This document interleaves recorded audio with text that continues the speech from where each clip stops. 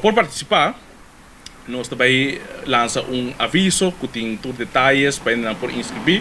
Nós também tem e-mail address que ainda por entregar na business plan de que não quer assim, explicando nossa ideia e todo isso aí nós também selectar o grupo não que está porque tem business incubator aqui. Nós aserka acaba grupo de MBO school, dus grupo que já acaba a demonstrar de por criar produto inovativo. Nós aserka acaba para tambe entregar plan para nós por name na me. Também nós vai traha huntu com Qredits, junto com a Small Business Academy para nós por atrair também para vir de nós business incubator aqui não. Maneira você mira, nós sentar sítio aqui, edifício que está basic está agora transformar. Essa aqui também vira nos primeiro business incubator de Bonaire, é business incubator playa. Então, o que você pode imaginar também tem diferentes sítios, que a menina também sinta flex, que a menina flex werkplekken, que a menina pode sinta diferentes caminhos, também tem também espaço para poder ter reunião.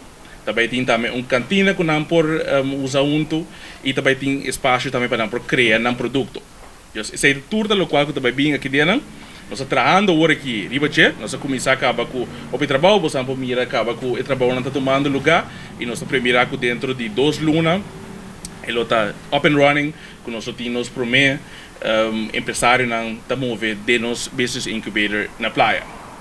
A intenção está que depois de tempo nós vamos ter mais business incubator na Bonaire para seguir estimular esta que começar negócio, que começar algo inovativo na Bonaire. E meta ao final de business incubator está para estimular esta que faça algo, para estimular seguro outro setor. Agora nós estamos na desvelo de board e logo de business incubator. Chama Business Park Playa.